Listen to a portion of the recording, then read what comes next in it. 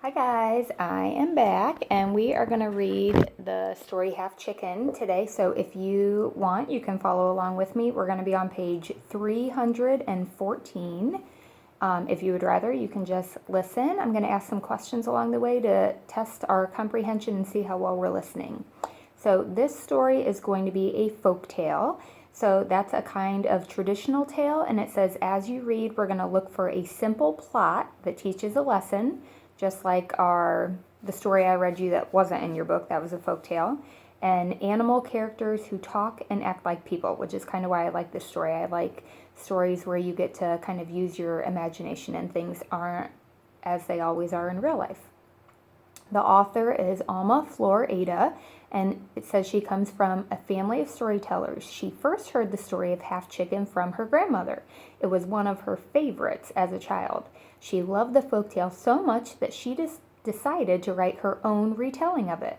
So kind of cool. She heard this from her grandma and then kind of changed it just a little bit to make it her own and wrote this story. The illustrator is Kim Howard, and she has illustrated more than 25 children's books. Her style is full of color and detail. When she's not illustrating, she's painting and making collages. She also teaches students all over the world about art. So really cool. So this one is called Half Chicken. There are also kind of a lot of bigger or different words, so we will talk about those while we're reading.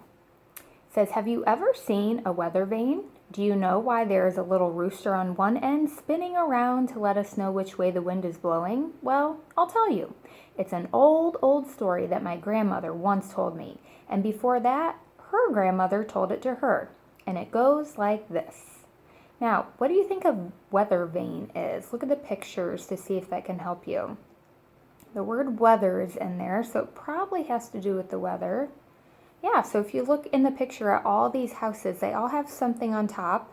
Kind of looks like a rooster, okay? Those are called weather vanes. So some people still have these today. Maybe you have one in your garden or in your yard or on your house somewhere, but it just turns depending on how the wind is going. A long time ago on a Mexican ranch, a mother hen was sitting on her eggs. One by one, the baby chicks began to hatch, leaving their empty shells behind. 1, 2, 3, 4. 12 chicks had hatched, but the last egg still had not cracked open. The hen did not know what to do. The chicks were running here and there, and she couldn't chase after them because she was still sitting on that last egg. So what's the mother hen worried about? Yeah, she's worried about all of her baby chickens, but she's also worried about this one egg that hasn't hatched yet. So that tells us her character is really caring, because instead of just forgetting about that last egg, she wants to make sure that that egg is nice and warm so it can hopefully hatch. Go ahead and turn the page. Finally, there was a tiny sound. The baby chick was pecking at its egg from the inside. The hen quickly helped it break open the shell, and at last the 13th chick came out into the world. Yet this was no ordinary chick. He had only one wing, only one leg, only one eye, and half as many feathers as the other chicken. It was not long before everyone at the ranch knew that a very special chick had been born. The ducks told the turkeys told the pigeons told the swallows, and the swallows flew over the fields, spreading the news to the cows grazing peacefully with their calves, the fierce bulls, and the swift horses. So, not really surprising that she had 13 chicks, but what's really surprising? Yeah, it's only a half chicken. That's where they got the name. Only half of everything, half the legs. So if there's 2 legs, he only had 1. 2 eyes, he only has 1. So we can look in the picture and we can see everyone's kind of looking over at where this half chicken would be. Not something that we see every day.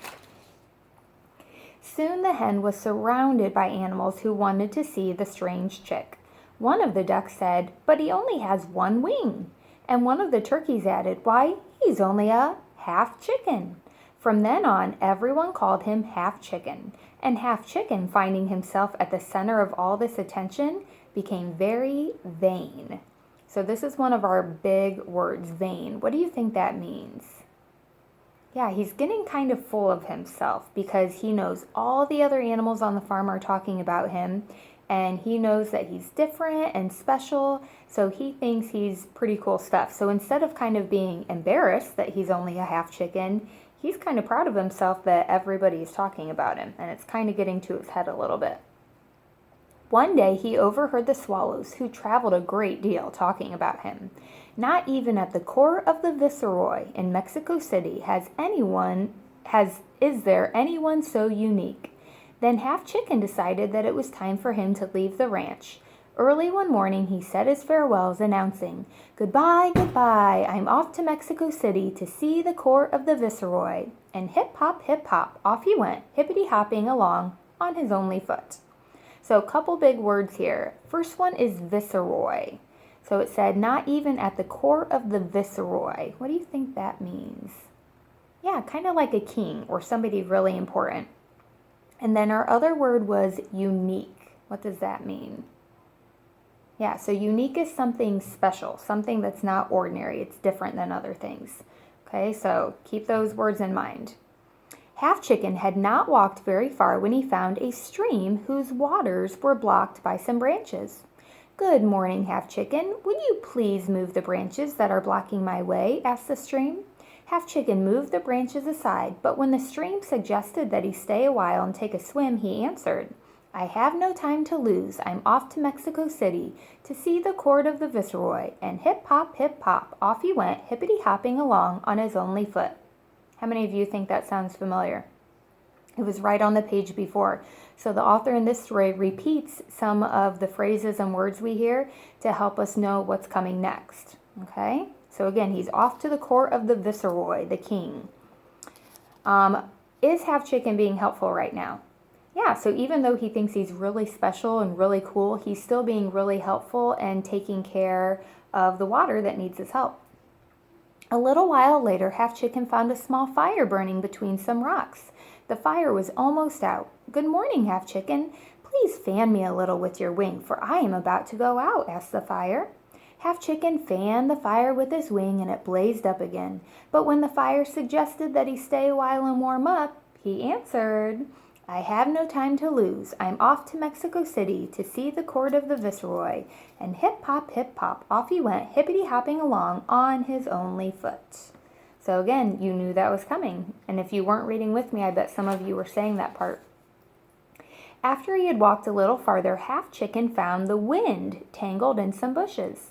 "Good morning, Half Chicken. Would you please untangle me so that I can go on my way?" asked the wind. Half Chicken untangled the branches, but when the wind suggested that he stay and play and offered to help him fly here and there like a dry leaf, he answered, "I have no time to lose. I'm off to Mexico City to see the court of the Viceroy." And hip hop, off he went, hippity-hopping along on his only foot. At last, he had reached Mexico City. So how many characters in the story has he helped so far? 3, yep. So we had the water, the wind, and now I'm confused myself, and the fire. Yep, so 3 characters so far. Half Chicken crossed the enormous Great Plaza. He passed the stalls laden with meat, fish, vegetables, fruit, cheese, and honey. He passed the Parian, the market where all kinds of beautiful goods were sold. Finally, he reached the gate of the Viceroy's palace. So what do you think the Great Plaza is? Look at the picture. Think of what it talked about. Meat, fish, vegetables. Yeah, it's kind of like a market. So all of these people who are selling goods go out into this great big plaza, this opening, and they sell all of their goods for the day. "Good afternoon," said Half Chicken to the guards in fancy uniforms. "Good afternoon," said Half Chicken to the guards in fancy uniforms who stood in front of the palace. "I've come to see the Viceroy." One of the guards began to laugh. The other one said, "You'd better go in around the back and through the kitchen." So Half Chicken went hip hop around the palace and to the kitchen door. Why do you think they're laughing at him? Yeah, this chicken is saying that he wants to see the king, and he's only a half chicken, so they send him around to the kitchen. Not good. The cook who saw him said, "What luck! This chicken is just what I need to make a soup for the Viceroy." And he threw Half Chicken into a kettle of water that was sitting on the fire. When Half Chicken felt how hot the water was, he said, "Oh, fire, help me! Please don't burn me." The fire answered, "You helped me when I needed help. Now it's my turn to help you. Ask the water to jump on me and put me out." Then Half Chicken asked the water, "Oh, water, please help me. Please jump on the fire and put him out so he won't burn me." And the water answered, "You helped me when I needed help. Now it's my turn to help you." And he jumped on the fire and put him out. When the cook returned, he saw that the water had spilled and the fire was out. "This chicken has been more trouble than he's worth," exclaimed the cook. "Besides, one of the ladies in waiting just told me the Viserion doesn't want any soup. She wants to eat nothing but salad." And he picked Half Chicken up by his only leg and flung him out the window. When Half Chicken was tumbling through the air, he called out, "Oh, wind, help me, please." And the wind answered, "You helped me when I needed help. Now it's my turn to help you." And the wind blew fiercely. He lifted Half Chicken higher and higher until the little rooster landed on one of the towers of the palace. From there you can see everything you want, Half Chicken, with no danger of ever ending up in a cooking pot. And from that day on, weathercocks have stood on their only legs, seeing everything that happens below, and pointing whichever way their friend, the wind, blows. So, what do you think the lesson of this story was? Yeah, if you help somebody, hopefully they will also help you. So sometimes maybe we're in a rush, or we don't really like somebody that much and they ask us to help and we say no. And then later we think, oh, maybe I should have helped them because now I can use their help. So we always want to make sure, just like Jesus taught us, that we always help out others because we might need them to help us one day. And if we were nice to them, hopefully they were nice to us also. Because in this story, if Half Chicken wouldn't have helped all of his friends, the fire, the wind, and the water, he probably would have ended up being soup that the cook was making. So we want to make sure that we are always nice to people, whether we are best friends with them or know them or not. We can always give a friendly hello and be nice to them. Okay? All right, I will have another video on again to review vocab with you again and then to read our short story for the week.